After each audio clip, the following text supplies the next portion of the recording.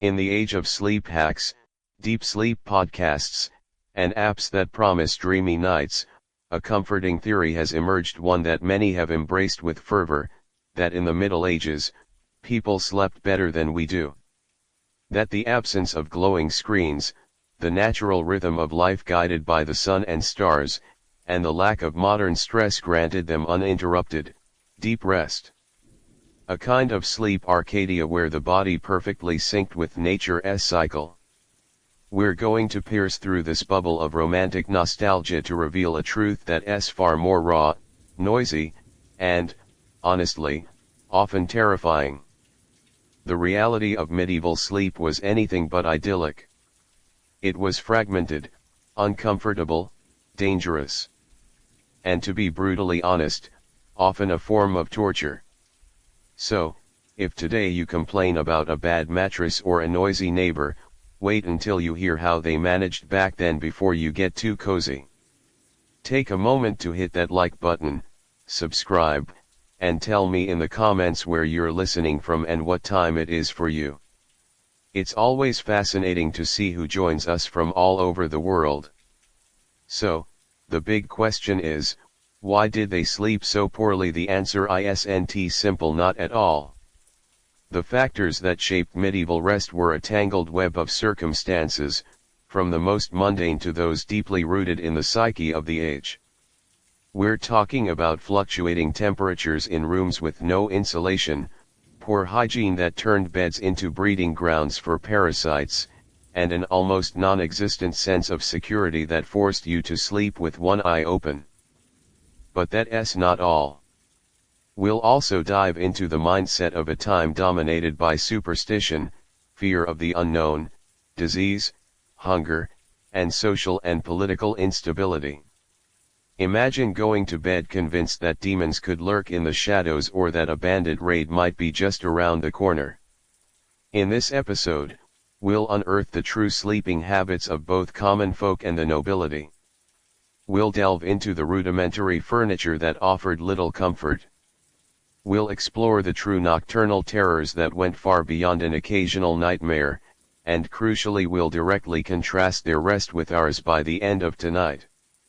You might just start to appreciate your memory foam mattress and your earplugs a little more. As we continue our journey through medieval nights, we now dive into one of the most surprising revelations about how rest was organized, the concept of biphasic sleep. Forget the 8 uninterrupted hours we idealize today. For medieval men and women, the night wasn't a continuous block of slumber. It was naturally and widely accepted as being divided into 2 distinct phases. Picture this: the sun sets, the last glow fades on the horizon, and after supper, people would retreat to their beds. They slept. A first sleep, lasting perhaps 3 or 4 hours. Then, they awoke in the depths of the darkest night in what was known as the watch or the midnight wake, a period that could last an hour or 2. Afterward, they would return to bed for a second sleep that carried them through until dawn. This wasn't insomnia. It wasn't a pathology or a problem to be solved. It was simply the norm, the rhythm of life dictated by nature and the absence of artificial light. But what happened during those dark hours in the middle of the night? Far from being a time of boredom or anxiety, this nocturnal interlude was surprisingly productive and, in its own way, social.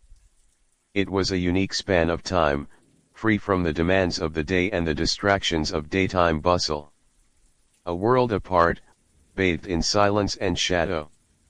Prayer and faith played a central role in a deeply religious society. This awakening in the stillness of the night offered the perfect moment for spiritual connection. Removed from the rush and clamor of daily tasks, the mind could focus on the divine. Monks and nuns observed their vigils or matins, rising in the deepest hours of the night to pray. But this practice was not exclusive to the clergy. Ordinary people, in their humble homes, would rise to recite the Our Father, the Hail Mary, or simply to meditate on their faith. It was a moment of introspection, of pleading for protection in an uncertain world, of praying for the harvests, for the health of children, or for safety from the dangers the night carried with it. For many, it was an act of survival and hope in a world ruled by disease, hunger, and instability. A peasant, fearful that the crops might be lost to a storm, could rise at midnight to implore the heavens with a faith that was both a comfort and a necessity. And then there was economic logic. Not all tasks could wait. Sunlight or even candlelight was a luxury, and candles themselves posed a constant danger of fire. Yet certain manual labors benefited from the calm and focus of the night.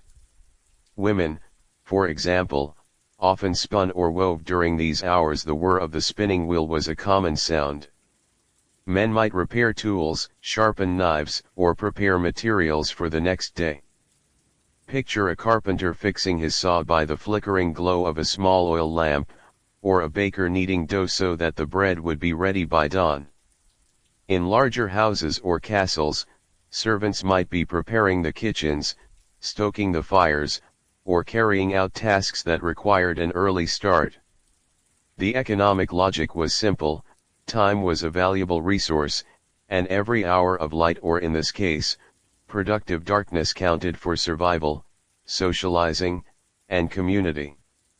Surprisingly, the midnight watch was not always a time of solitude. In many rural communities, it was quite common for neighbors to visit one another. Someone would rise, light a small candle, and if they saw a glow in the neighboring house, it served as a silent invitation.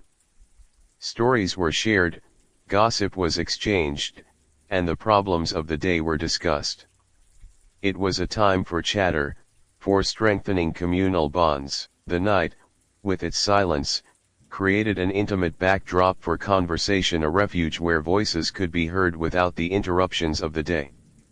In an age without mass entertainment, these improvised gatherings by candlelight were a vital form of connection and a way to pass the time, a reaffirmation that they were not alone in the vast darkness. The community was a refuge, especially when the outside world was unpredictable. Intimate activities and privacy, or the lack thereof, were deeply shaped by the silence and darkness of the night. Particularly during the interval between the first and second sleep, the conditions were favorable for conjugal intimacy. It was a moment when couples could truly be alone, or at least as alone as circumstances allowed. However, this is where medieval reality collides brutally with our modern notions of privacy. Beds were rarely a private space. It was common for entire families to sleep in the same room, sometimes even in the same bed, or in shared beds with servants, siblings, or even animals for warmth. Imagine the privacy of a couple in a small cottage, where the rest of the family and perhaps a guest or servant were also sleeping just a few feet away. Intimacy was achieved more through the silence of others than through any physical barrier, carried out with a level of discretion that today would seem inconceivable. The second sleep was often the time for conception. Far from the curious eyes of the day. Vigilance and survival. Finally, and perhaps most crucially, the midnight awakening was a time of active watchfulness. The night was dangerous. With no public lighting, the shadows concealed real threats: thieves, wild animals, or even raids from rival bands. Peasants would rise to check their fences, make sure the animals were safe in the barn, or simply to listen. Were there wolves prowling near the flock? Strange noises from approaching bandits in castles, guards made their rounds, but in the common household, every member of the family was, in a sense, a sentinel. Survival depended on this constant attention to the surroundings. Rising at midnight wasn't just a custom, it was a necessity, an integral part of the strategy to stay safe until dawn.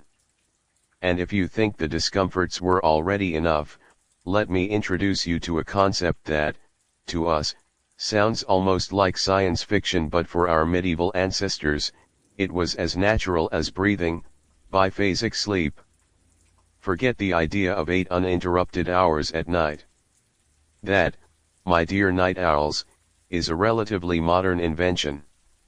In the Middle Ages, the night was divided with almost ritual precision into two segments of sleep, separated by a period of wakefulness. Picture the scene: the sun sets, darkness envelopes the village, and after a long day's work in the fields, the workshop, or the castle, people would retreat to their beds, falling into what was known as the first sleep. This lasted just a few hours, perhaps from nightfall until midnight, but it didn't end there. Suddenly, as though an invisible clock rang in their collective minds, they would wake. And they did so naturally, without alarms, without the distress of fragmented sleep. This wasn't insomnia. It was the norm. It was the way the human body adapted to the absence of artificial light and the need to remain alert. And what happened during those hours of darkness, in that mysterious interlude between one sleep and the next? It was a time of surprising activity, a window into the very soul of the Middle Ages. The night, far from being an empty void, became a canvas for life in its most intimate and essential forms. Many used this time to pray and connect with their faith. In a world where life was precarious, where disease struck without warning, famine loomed, and war could break out at any moment, faith was not a pastime. It was a pillar, a form of survival and hope. Peasants, in their cold and dark huts, knelt to pray for good harvests, for the health of their children, for protection against evil spirits that, according to popular belief, roamed freely in the darkness. In monasteries, monks would rise for matins and lauds, filling the cloisters with Gregorian chants that echoed through the stillness of the night. It was a moment of deep connection with God, far from the distractions and rush of the day, a space for introspection and supplication. But the midnight watch was not only spiritual. It was also profoundly practical and economic. Beneath the dim glow of a tallow lamp or the uncertain flicker of a candle, a luxury not everyone could afford, essential tasks that could not wait until morning were carried out. Women spun the wool that would keep their families warm, repaired worn clothing, or prepared food to be eaten the following day, grinding grain or kneading bread. Men, for their part, might sharpen tools, fix farming equipment, or even work on crafts that required the calm and silence of the night. Candlelight was expensive, yes, and dangerous, given the risk of fire. But there were tasks that the economic logic of the time imposed even at the expense of deep rest. And no, the Middle Ages were not an era of absolute isolation. The darkness also encouraged socialization and the strengthening of community ties. It was the moment when neighbors, if distance allowed and fear of nocturnal dangers wasn't overwhelming, might visit one another. Stories were shared, oral legends were passed down, the events of the day were discussed, or future tasks were planned. Imagine a family gathered around a hearth, the dying embers casting dancing shadows, while children listened to tales of knights and dragons. In the immensity and danger of the night, community became a refuge, a human warmth that countered the cold and loneliness. And of course, we cannot forget the intimate activities. The silence and darkness of the night were, naturally, favorable for intimacy, for conjugal or furtive encounters. However, this intimacy often took place under conditions that today we would consider completely unsustainable. The lack of privacy was a brutal constant. Beds were rarely individual. It was common for the whole family and sometimes even guests to share the same bed or the same room, huddled together to preserve warmth. Imagine the difficulty of any romantic or sexual encounter in such a public space, with children and other adults just a few centimeters away. The Catholic Church, of course, imposed strict rules on sexuality, limiting it to procreation and forbidding most sexual positions or sex for pleasure. The missionary position was the only one generally accepted precisely because it was considered the least pleasurable and the most effective for conception. Despite these restrictions, life went on, and intimacy found its cracks in the shadows. Finally, and perhaps most crucial for survival, wakefulness between sleeps was a time of vigilance and survival. The medieval night was not a moment of peace. It was a canvas for dangers. Peasants in their humble homes had to stay alert. A thief. A wolf prowling the livestock. The distant toll of a bell announcing an attack or a fire. It was the ideal time to check fences, to ensure animals were safe, or simply to listen with an ear pressed against the door for approaching threats. In castles, guards patrolled the battlements, their silhouettes cut against the moon, while sentinels listened for any unusual sound in the darkness. Night was a tangible threat, and being awake meant staying one step ahead of death or disaster. Thus, people in the Middle Ages did not sleep badly in the sense of suffering chronic insomnia as we understand it today, but rather their sleep was fragmented by necessity, habit, and above all, the harsh reality of an unforgiving world. Their rest was an intermittent dance with the darkness, a reflection of their very existence. The biphasic sleep of the Middle Ages is not just a historical curiosity, it is a fascinating point of debate among historians and sleep scientists. Why did our ancestors sleep in such a peculiar way? There are two main theories that attempt to explain it, and the truth is likely a combination of both. One is the natural circadian rhythm theory. This suggests that biphasic sleep is, in fact, the intrinsic human sleep pattern when freed from the impositions of modernity. Think about it, before the invention of electric light, life was dictated by the sun. The darkness of night was total and overwhelming, with no powerful lamps or the constant glow of cities. There wasn't much to do. Once the sun went down, people went to bed early, slept a first block, woke up in the deep silence and darkness, and then went back to sleep until dawn. Some supporters of this theory suggest that this waking period in the middle of the night was a moment of great lucidity, ideal for meditation, reflection, or prayer. Something we have lost in our pursuit of uninterrupted sleep is the idea that perhaps we have domesticated our sleep pattern to adapt it to an industrialized world, rather than living according to what our bodies truly prefer. However, the other theory, perhaps the more pragmatic one, is that biphasic sleep was more a necessity imposed by the circumstances of the time. It was not so much a conscious choice as a forced adaptation to the absence of efficient lighting and the constant need for vigilance or work. Medieval life was hard. Daylight hours were precious and used to the fullest for agricultural work, household tasks, or trades. Night without artificial light was dead time in many ways, but not in all. As we mentioned, there were tasks that had to be done, dangers that lurked. If you couldn't light a big fire because of the cost or the risk of fire, what better time to perform tasks that required little light or much discretion? This period of wakefulness allowed people to tend to animals, make minor repairs, or simply remain alert to threats. It was a strategy for survival in a world without the security and comfort we take for granted. And here lies the key, it was a combination of both factors. A natural inclination amplified and reinforced by the harsh realities of medieval life. This leads us to a crucial question that directly contrasts with our current reality. Today, we obsess over continuous sleep. We seek the perfect 8-hour night, all at once. We invest in state-of-the-art mattresses, sleep tracking apps, and nightly rituals. If biphasic sleep was a natural pattern, does that mean we are disconnected from an intrinsic biological rhythm, that our modern pursuit of uninterrupted sleep goes against our own nature, or, on the contrary, have we simply advanced toward a more efficient and safer sleep model freed from real burdens?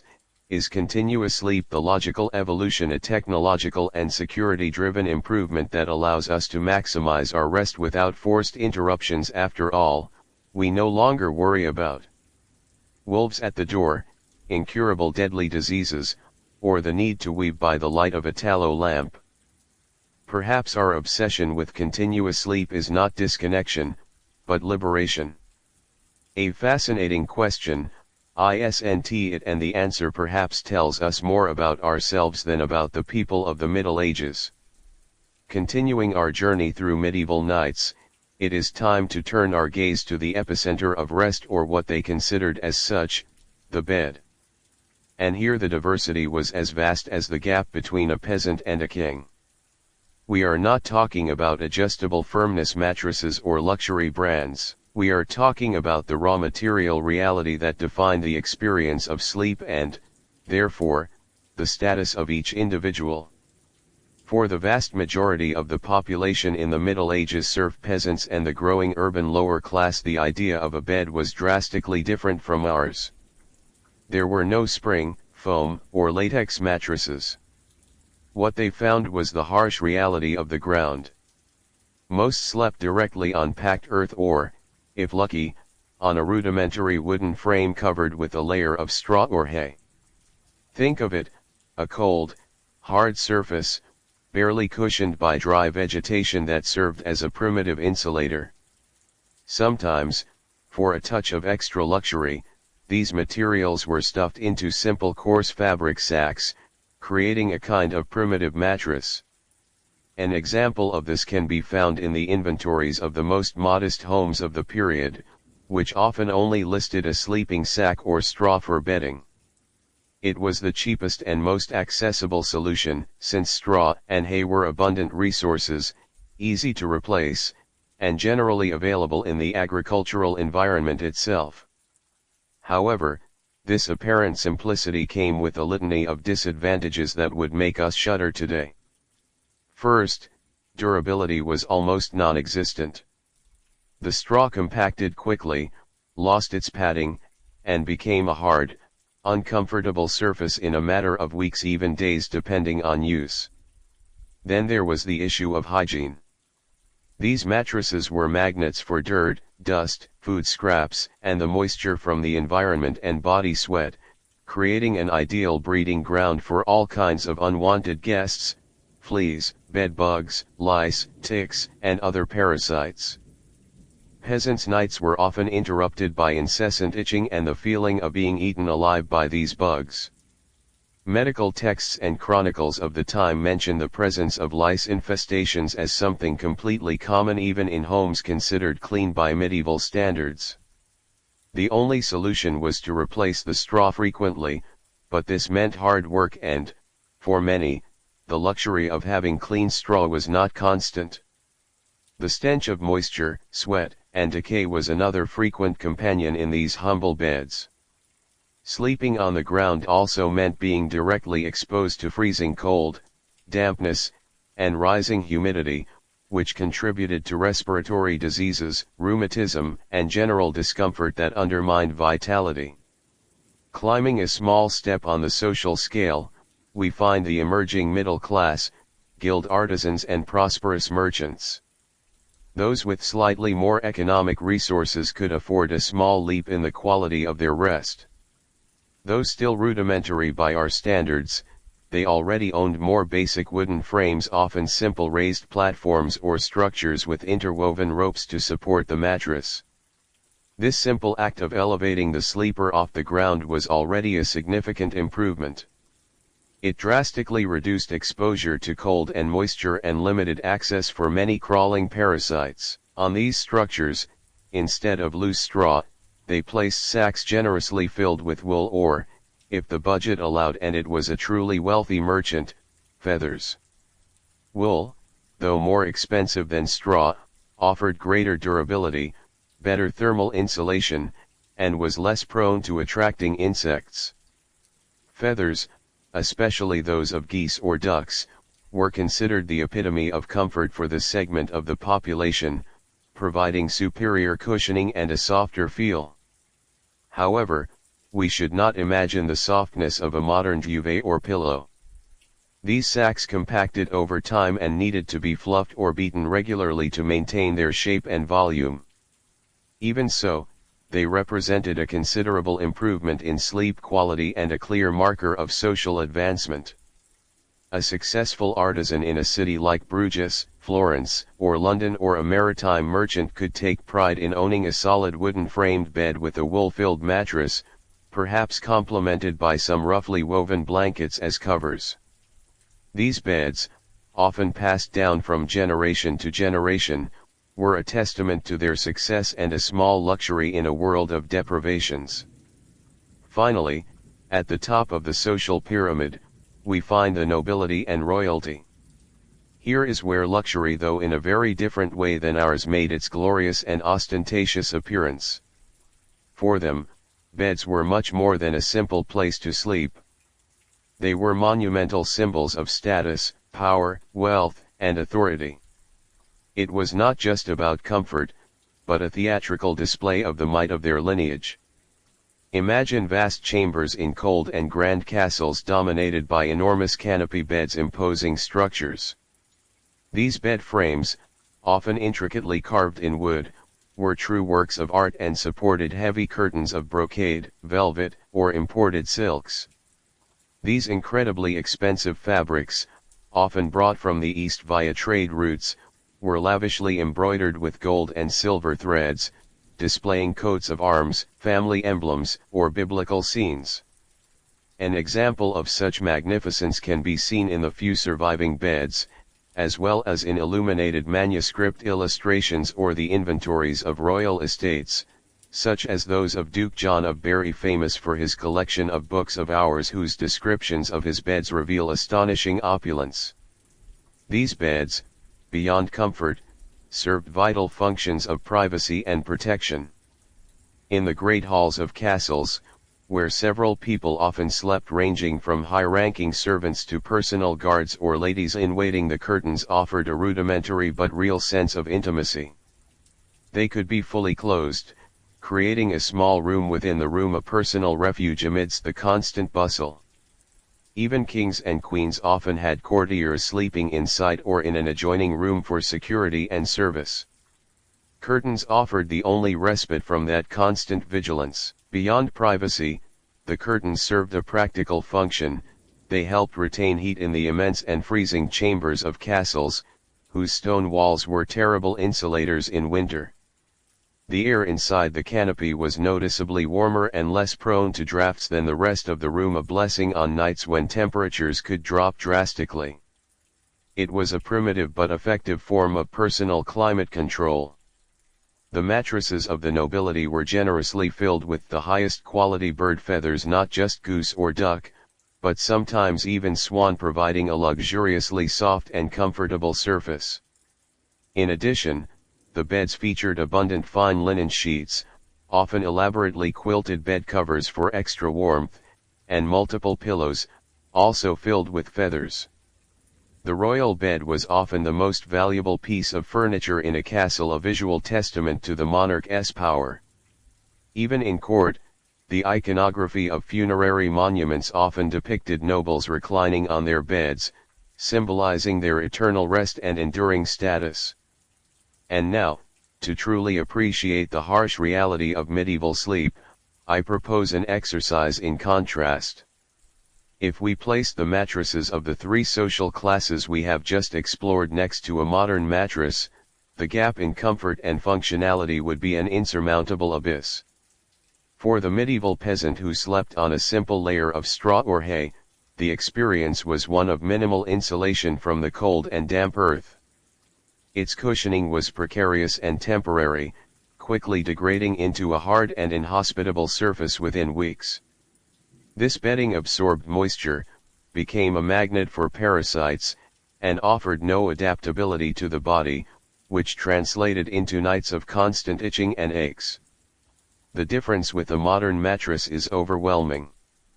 Today, we enjoy ergonomic support, consistent, uniform, and reliable year after year, with active ventilation that prevents moisture and dust mites from accumulating. They are made with hypoallergenic materials, ensuring a hygienic, pest-free surface, and boast exceptional durability. It is the difference between sleeping on a shifting, infested, cold surface and on one that is stable, clean, and temperature controlled. For the medieval middle class, with their wool-stuffed mattresses or, if lucky, feathers atop a rudimentary wooden frame, the picture was slightly better. These offered greater insulation than the peasant's bed and a basic level of softness. However, they required constant upkeep, fluffing the filling and rudimentary cleaning to cope with inevitable compacting and mites, to which they were still prone. Breathability was poor, and spinal support irregular and ineffective. By contrast, a modern mid-range mattress, whether elastic foam, latex, or pocket springs, provides zonal support that aligns the spine and reduces pressure points, distributing weight evenly for superior comfort and pain prevention. Hygiene is infinitely better, with built-in anti-mite treatments and washable covers. Breathability is managed by ventilation technologies, and durability extends to a decade or more without daily fluffing. At the top of society, nobles enjoyed mattresses generously stuffed with high-quality feathers, the true pinnacle of medieval luxury. These beds provided maximum softness and superior thermal insulation. Yet, they lacked real structural support. The feathers shifted, creating gaps and sagging that made spinal alignment practically non-existent. Despite the fine linen sheets, hygiene was a constant struggle, and pest control remained difficult. By contrast, a high-end mattress today, whether advanced foam, complex spring systems, hybrid designs, or even modern adjustable air beds, offers not only exceptional softness but also precise, science-backed support that benefits posture and reduces pain. Temperature regulation is active, thanks to gels and breathable layers. And hygiene is nearly perfect, with materials that repel allergens and mites. Their durability is exceptional, letting us enjoy feather-like softness with the support and cleanliness medieval nobility could never have dreamed of. In essence, while medieval households merely sought a place to rest, the functionality of modern mattresses is grounded in decades of sleep science, ergonomics, and material innovation. We have moved from mere basic cushioning and rudimentary insulation to spinal support science, active temperature regulation, advanced hygiene, and unprecedented durability, freeing the sleeper from the discomfort, pests, and interruptions that were the norm in the Middle Ages. This stark differentiation in bedding, from a humble straw pallet to the opulence of a canopy, tells us much more than just about sleep quality. It reveals the deep social hierarchy of the Middle Ages, in a time when furniture was scarce and expensive for most. Each piece owned, especially the bed, carried a meaning that transcended its practical use. For nobles and royalty, a canopy bed was not simply a place to sleep. It was a symbol of status and a center of power. Picture the great halls of castles, vast, communal spaces where multiple activities took place. The bed, with its imposing frame and heavy curtains, became a sort of semi-private space within that great hall. It was not uncommon for these beds to serve not only for sleeping but also for receiving visitors, holding small gatherings, or even conducting important negotiations. Imagine the feudal lord or lady of the court, seated upright among their cushions, receiving a messenger, hearing the pleas of their vassals, or discussing business with their advisors. The canopy curtains, when drawn, offered an extra layer of privacy and exclusivity. In a world where such a thing was extremely scarce, they became the backdrop for both the public and private life of the powerful, a stage for authority and influence. Even the state bed of a king or queen was often a ceremonial element, strategically placed in an audience chamber to impress visitors with its magnificence and to symbolize monarchical authority. Furniture, and specifically the bed, was a visual extension of wealth and power in a world where life was predominantly public, even within households. To create a small private refuge in a shared space was a declaration of privilege. The noble bed was, in essence, a microcosm of the castle itself, a place where the need for rest merged with the imperative display of position at the very top of medieval society. If the discomfort of straw or the irregularity of feathers were not enough, there was yet another layer of misery that turned medieval sleep into a living nightmare, the precarious hygiene that guaranteed the presence of bugs and foul smells. This is where the romanticism about the Middle Ages crumbles completely. This is where medieval sleep truly became a nightmare. We are not talking about the occasional mosquito bite. We are talking about the constant coexistence with a biblical plague of parasites. Bed bugs, small, elusive, voracious, hid in the cracks of wooden frames, in mattress seams, and in any crevice, emerging in the dark, drawn by body heat to feed on sleepers' blood. Fleas, jumping and ubiquitous, infested straw, clothing, and pets. Lice, constant companions of unwashed hair and bodies, caused unbearable itching. And ticks, though perhaps less common in the bed itself, were a constant rural threat, easily dragged indoors. Waking up covered in bites was not the exception, it was the norm. Imagine trying to fall asleep while a procession of tiny attackers crawled across your skin, biting, irritating, and stealing your rest. Nights became endless battles against these unwanted tenants.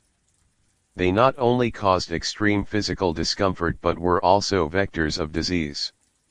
Fleas, for example, were crucial in spreading the Black Death, the plague that decimated Europe's population. Lice could transmit typhus. Every bite was not just a nuisance, it carried the risk of grave illness or death. The inventories of the time, while not explicitly listing insect infestations, indirectly confirm them through mentions of straw replacement, a practice we now know was vital in trying to mitigate such plagues.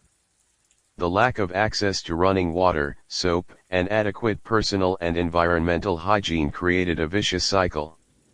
Beds became micro-ecosystems of parasitic life, ensuring that sleep was at best fragmented and at worst, a constant source of agony and disease.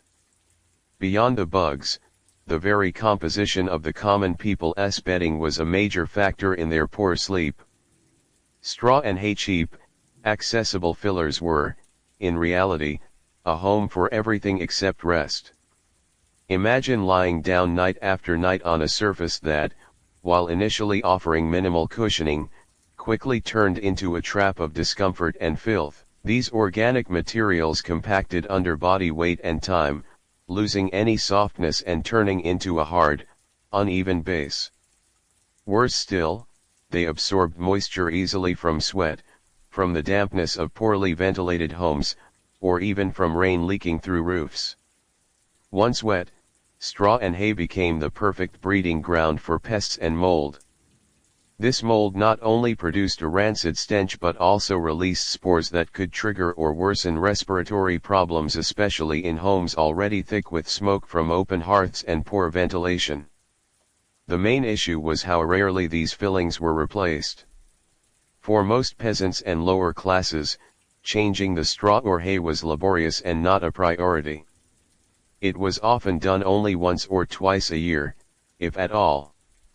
This meant families slept for months on decomposing, insect-infested, foul-smelling bedding. Even during the Black Death, when fleas were known to spread the plague, changing straw was not a universally applied or accessible solution. Such unsanitary environments not only ruined restorative sleep but also fueled the spread of disease and allergies. Dust mites, mold, and insect waste accumulated in the bedding, a recipe for chronic skin irritation, asthma attacks, and weakened immune systems. In short, straw and hay were economical solutions that came at a tremendous cost to health and sleep quality. Beyond pests and decomposing straw, the reality of medieval sleep clashed with another fundamental factor we take for granted today: personal hygiene and clean bedding. The very idea of daily hygiene and frequent washing simply did not exist as we understand it. This is not a moral judgment, but a reflection of the technological and cultural limitations of the era. Imagine a world with no taps, no running water in homes, and no easy way to heat large volumes of water. Access to potable water was a major logistical issue, and its use was prioritized for drinking and cooking. Bathing was an occasional luxury, often more ritual or medicinal than daily necessity. Soap existed in rudimentary forms, but it was neither widespread nor affordable for most. As a result, dirt and sweat accumulated on skin and in clothing worn day and night. Bedding, if it existed beyond blankets for the poorest, was rarely thoroughly washed. The most common practice was to air it out under sun and wind in an attempt to dispel bad smells and, perhaps unconsciously, kill some germs. But such superficial cleaning was entirely ineffective at removing embedded dirt, sweat, dead skin cells, and parasites clinging to the fibers. Even nobles, with greater access to resources, followed hygiene habits we would consider lax today. Their finest garments might be aired or brushed, but deep washing was a monumental task, not a daily practice. This accumulation of dirt not only contributed to the foul odors that filled bedrooms but also created the perfect environment for bacteria and, of course, the parasites we've already mentioned. Sleeping night after night in sheets that had absorbed months of sweat, body oils, and grime was a recipe for skin irritation and poor quality rest. There was no concept of freshness in the bed, only a surface of constant organic buildup. This lack of hygiene, both personal and environmental, was one of the key reasons why medieval rest was so problematic. It wasn't laziness, it was the reality of an era without the sanitary and technological advances we now take as basic. And if we have spoken of sight, the darkness of touch, the bites and the hard straw, it is impossible to ignore another crucial sense that defined medieval sleep: smell.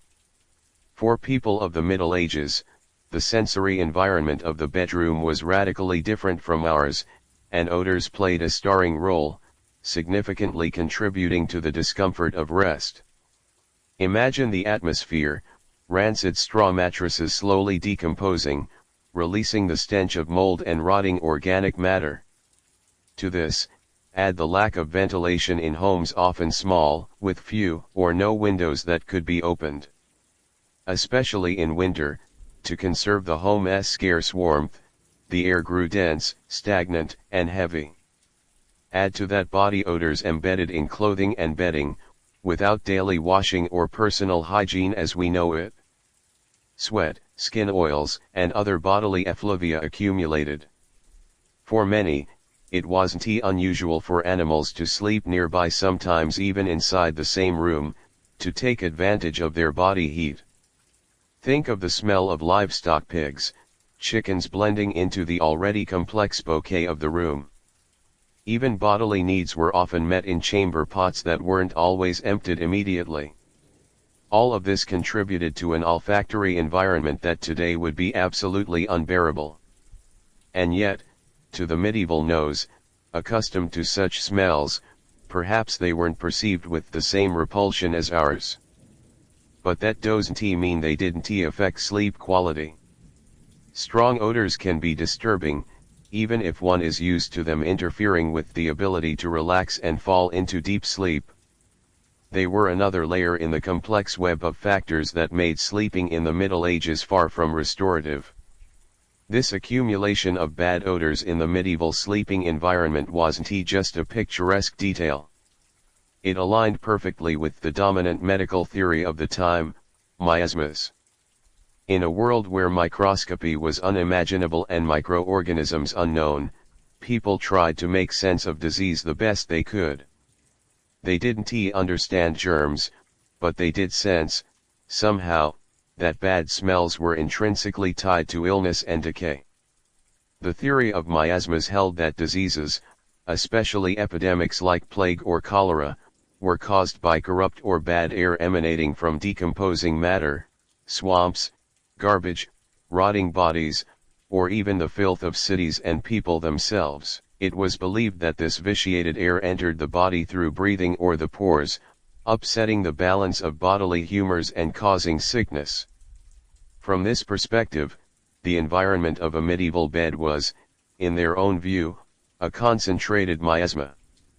Imagine the combination of rancid, damp straw, insect droppings, accumulated sweat, unwashed body odors, and often the nearness of animals.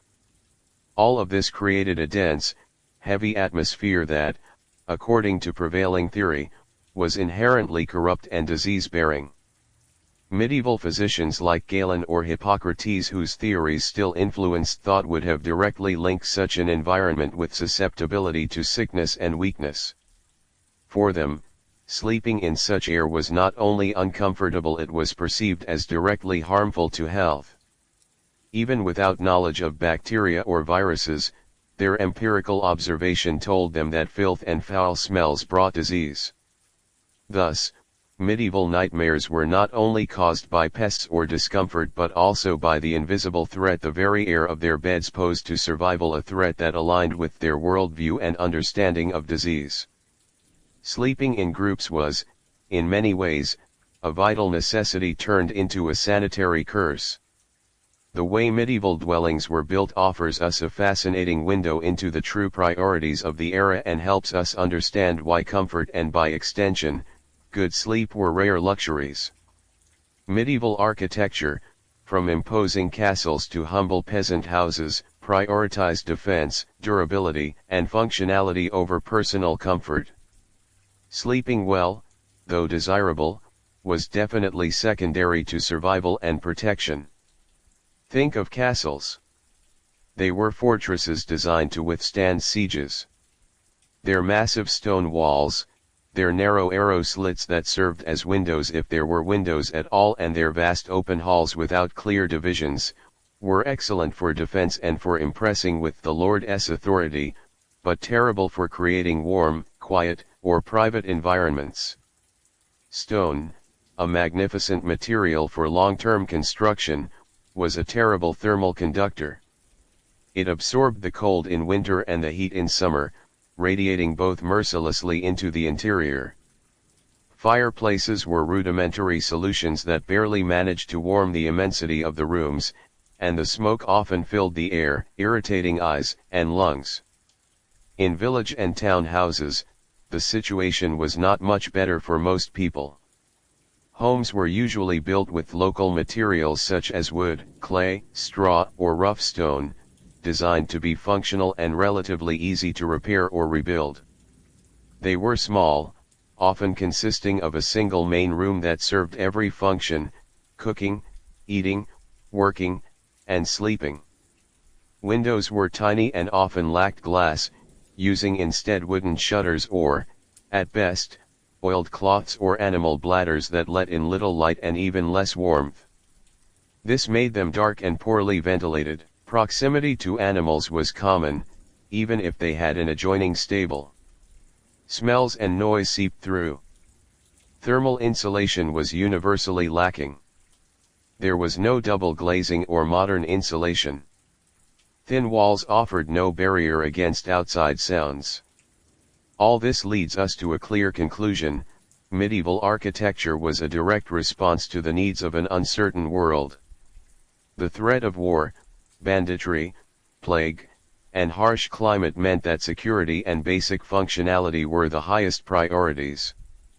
The idea of a bedroom designed for comfort and restorative sleep with soundproofing, temperature control, and privacy simply did not fit the worldview or the technological capacities of the time.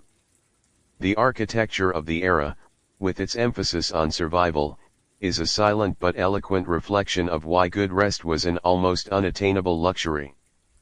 Beyond lice, cold, and straw, there was an omnipresent psychological factor that corroded medieval sleep: constant threat. The Middle Ages were by no means an era of peace and security. It was a time of chronic violence and instability, where fear lurked in every shadow and silence. The fear of theft, fires, or invaders was a very real and daily concern for the vast majority of the population, especially for those living outside the relative protection of fortified towns or great castles. Trade routes were dangerous, infested with bandits. Borders shifted constantly with wars, and raids by armies or armed groups were an ever-present threat for peasants. An accidental fire in a humble hut of straw and wood could mean the loss of everything for a merchant. Night brought with it the risk that their possessions or even their lives might be taken by assault. People slept, yes, but often with one eye open in a state of hypervigilance. There were no sophisticated alarm systems, no security cameras, no uniformed police patrolling the streets as we know them today. Self-protection was the norm. Any unusual sound, the crack of a branch, the distant barking of a dog, the sudden neigh of a horse, a faint scratching at the door could be interpreted as a sign of imminent danger, provoking an abrupt awakening. This need to remain alert to any sound meant sleep was never truly deep or restorative. The brain remained in a latent state of vigilance, ready to react to any perceived threat. This kind of fragmented, superficial sleep is diametrically opposed to the deep rest we value and seek today. It wasn't the fear of a nightmare, it was the fear of reality looming outside, and sometimes within, their precarious homes, the real insecurity of thieves and bandits. To this was added an even deeper layer of terror, forged in the mind and amplified by the absence of light, superstition and nocturnal fears. In the Middle Ages, absolute darkness without the faintest trace of artificial light not only hindered vision but also amplified imagination in ways hard for us to grasp. When the sun set, the world sank into impenetrable blackness, and that blackness was a perfect canvas for fantasy and terror. Ghosts, demons, witches, and other folkloric creatures were not mere old wives' tales or metaphors, they were a palpable reality. It was believed that night was the time when these evil beings moved most freely, stalking sleepers. The fear of being visited by a wandering spirit or a demonic entity was as real as the fear of a thief. The Church itself reinforced these beliefs with sermons and texts describing the constant struggle between good and evil and how the devil prowled in the darkness. A fascinating example of how these beliefs impacted sleep is found in the phenomena of the incubus and succubus. These were not mere literary inventions, they were very real explanations for experiences we now know have physiological causes. For medieval people, the incubus was a male demon who visited women in their sleep to have sexual relations, while the succubus was his female counterpart, who did the same to men. Today, science tells us these experiences correspond to sleep paralysis, a state in which the mind is awake but the body remains paralyzed, often accompanied by vivid hallucinations and a sensation of pressure on the chest. Without the understanding of neuroscience, these terrifying sensations were attributed to the malign influence of such demons. Imagine the anguish of waking up immobile, feeling an oppressive presence, and genuinely believing you were being attacked by a supernatural creature. Every distressing nightmare, every sensation of suffocation or weight on the chest was not merely a dream, it was a tangible manifestation of a demonic attack. This psychological terror, fueled by superstition and magnified by darkness, made closing one's eyes an act of extreme vulnerability and an invitation to the worst of nightmares. In a world so full of threats, both real and imagined, medieval people had no access to the technological advances that today grant us safety and comfort. Instead, the only truly accessible refuge, the final line of defense against darkness and its terrors, was faith. That is why nighttime prayer was not simply a pious ritual. It was a desperate, visceral act of seeking divine protection against the visible and invisible dangers the night brought before bed, and often during wakefulness and basic sleep. Prayers rose from every corner of medieval society, from the peasant kneeling in his earthen hut, imploring the saints for the safety of his family and livestock, to the noble in his elaborate canopy bed, praying for the protection of his castle and lineage. It was not a formality, it was a genuine plea. People sought shelter from thieves who might plunder their meager belongings, from fires that could consume their timber and thatch homes, from diseases believed to travel with bad airs, and of course, from demons and evil spirits that popular superstition and the church itself said roamed freely in the dark. Faith was often the only real comfort in such an unpredictable and violent world.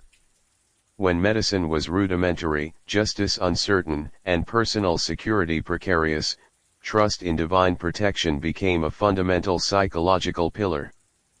Prayer offered a sense of control in a chaotic universe, an invisible shield against the unknown.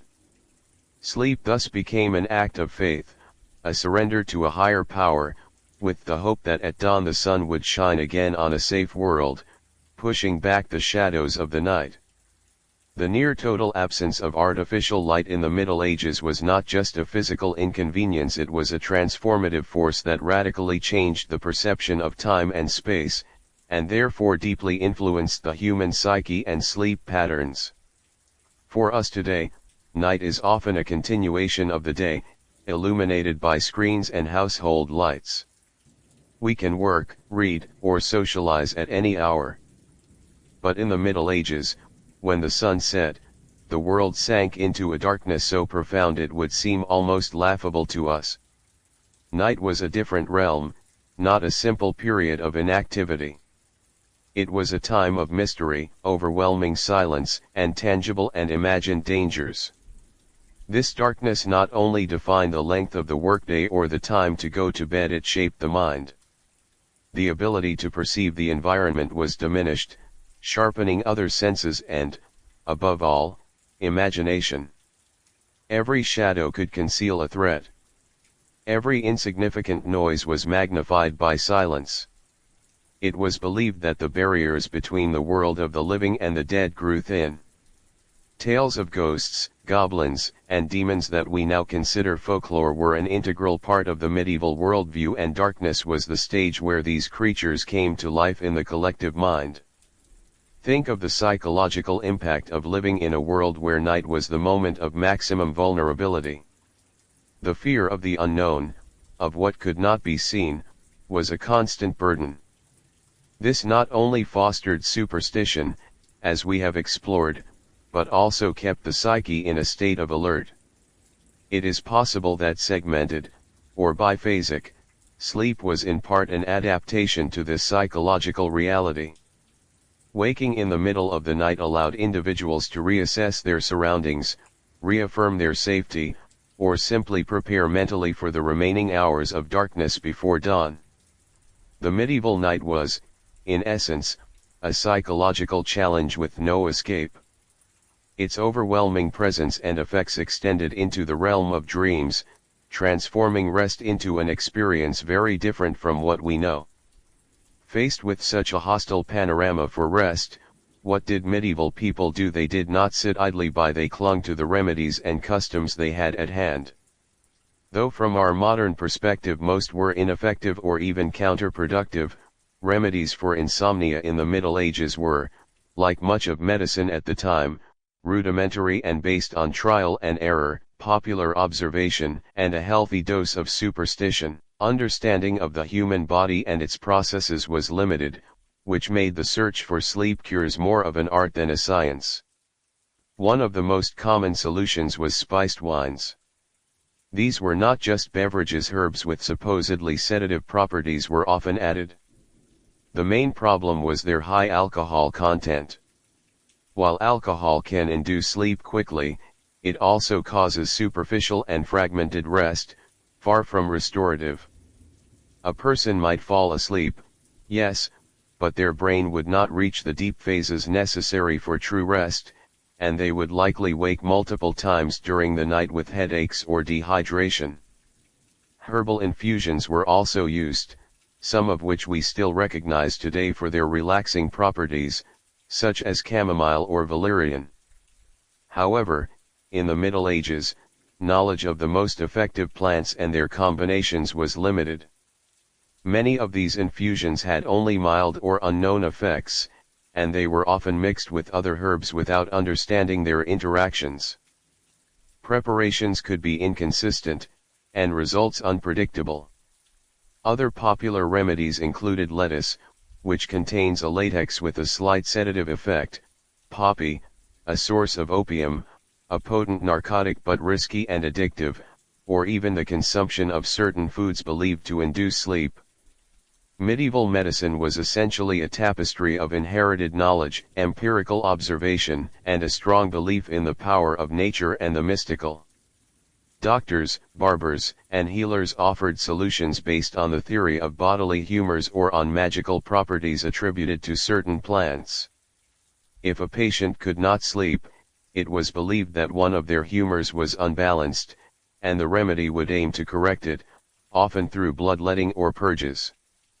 Beyond potions, the goal was not so much to induce optimal physiological sleep as to calm the individual or at least make them unconscious for a time. This shows us that despite the desperation to sleep, the tools available were extremely limited and often lacked the effectiveness we now take for granted. People tried to sleep, but had very little in their favor. In a world where medical science was nascent and personal security precarious, people in the Middle Ages sought relief for poor sleep not only in potions and herbs but also in religion and ritual, trusting in the divine to protect their rest from visible and invisible dangers. In this context, the line between devout faith and popular superstition was often irretrievably blurred. Beyond simple bedtime prayers, a variety of practices were used that we would now consider purely superstitious, but for them were acts of faith with a very real purpose. Sacred relics, fragments of saints' bones or pieces of cloth supposedly touched by holy figures were placed under pillows or near the bed. It was believed that the inherent sanctity of these objects created a protective aura, repelling demons and nocturnal illnesses. Amulets and talismans were also common, not only for daily good luck but specifically for nighttime protection. They could be blessed objects engraved with Christian symbols, or even pagan runes and signs that had merged with Christian faith over the centuries. These were hung over the bed, at the room's entrance, or worn on the body to ward off evil spirits and ensure peaceful sleep. Likewise, specific patron saints associated with sleep or protection were invoked. For example, Saint Christopher, patron of travelers, or local saints believed to have power over demons or disease, were prayed to. Before bed, people went to their local churches, offered candles or donations in their name, hoping their intercession would guarantee a night without disturbance. Rituals could include repeated signs of the cross, sprinkling holy water in the room, or reciting specific biblical verses. Faith, then, was not only a matter of spiritual salvation, it was a practical tool for daily survival, and particularly for sleep. When there were no sleeping pills or security systems, invoking the divine and using objects charged with religious and magical meaning became the last resort for finding some peace during long and often terrifying medieval nights. In the freezing medieval nights, the fireplace, or brazier, was not just a decorative element, it was the beating heart of the home, the only source of heat and light once the sun had set. They offered an illusory comfort, a promise of warmth in relentless darkness and cold. The image of a family huddled around the crackling fire may seem idyllic, but this basic necessity carried constant risk, making the act of sleeping a dangerously precarious need. The hearth fire was the only relief from extreme cold but also a constant risk of fire. Houses, especially those of peasants and common folk, were built with highly flammable materials, wood, straw, thatch roofs.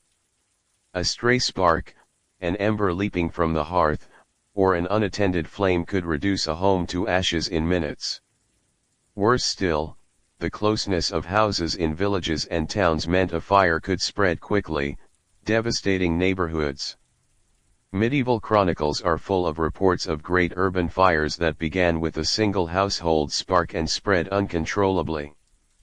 Beyond fire risk, there was the danger of smoke asphyxiation. As we have already mentioned, medieval homes were very poorly ventilated. Chimneys, especially in humble homes, were rudimentary and did not always expel smoke efficiently. Braziers used to heat rooms without chimneys released carbon monoxide without proper ventilation and odorless, colorless but lethal gas. Sleeping in a confined space with a combustion source and no proper outlet meant inhaling smoke for hours. This not only irritated airways and caused coughing disrupting sleep but also posed a real risk of carbon monoxide poisoning that could lead to unconsciousness and eventually death. Thus, while fire offered welcome warmth and faint light to pierce absolute darkness, it was also a constant reminder of the fragility of medieval life. Sleeping near fire was not a comfortable choice, it was a dangerous necessity, a daily gamble between momentary comfort and latent threat. We have journeyed far through the restless nights of the Middle Ages, analyzing both the physical and psychological causes of poor sleep. But it would be a crucial omission not to pause and reflect on the broader context framing all these difficulties, the limited medical knowledge of the time. This reality amplified every problem and made restorative rest a mirage. In the Middle Ages, medicine was a discipline very different from what we know today. There were no sophisticated diagnostic tools or laboratories, no understanding of human anatomy and physiology at our level. The humoral theory, inherited from ancient Greece, mainly Hippocrates and Galen, dominated medical thought.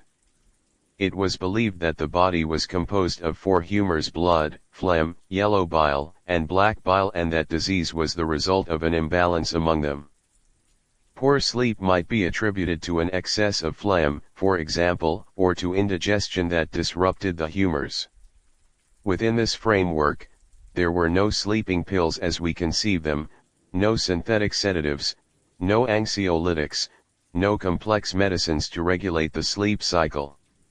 Solutions to insomnia or fragmented sleep were often makeshift, based on tradition, observation of what seemed to work, and, fundamentally, faith.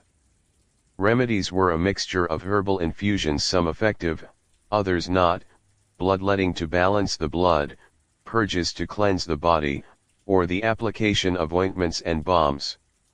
Suggestion and the placebo effect likely played an important role. Treatments aimed to restore humoral balance or expel bad airs or demonic influences, not to act on neurotransmitters or sleep cycles as modern pharmacology does. Science, in the modern sense, was only beginning to take shape, and the experimental method was in its infancy. Medical advances were slow and often based more on the authority of ancient texts than on active research. This meant that if a medieval person suffered from chronic insomnia due to pain, stress, parasites, or underlying illness, treatment options were desperately limited and often ineffective. The lack of understanding of the true causes of poor sleep, combined with the absence of effective therapeutic tools, condemned many to nights of perpetual restlessness. After this immersive journey through medieval nights plagued with insects, cold, fear, and superstition, it is time to confront head-on the question that began our exploration and reaffirm our critique of the popular narrative. We cannot look at the past through rose-colored glasses and cherry-pick only what suits us.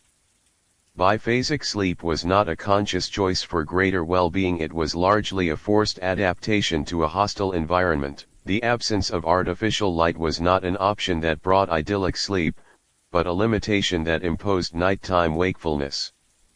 To ignore flea and bedbug bites, rancid smells, biting cold or stifling heat, constant fear of thieves or demons, and the lack of any effective medical recourse is not history, it is fantasy. Reducing the experience of medieval sleep to a simple first sleep and second sleep is dishonest and trivializes the immense challenges people faced. The reality is that, while modern technology may have disconnected us from certain natural rhythms, it has also freed us from an immense burden of discomfort, danger, and disease that made medieval sleep a profoundly problematic and often terrifying experience. So next time someone romanticizes medieval sleep, invite them to spend a night in a straw hut without light, with the stench of rancid air and the constant buzzing of parasites. I'm sure they'll change their mind quickly. It's a dangerous myth, a romantic oversimplification that idealizes a brutal past, and in doing so, minimizes the immense progress we've achieved in comfort, safety, and well-being.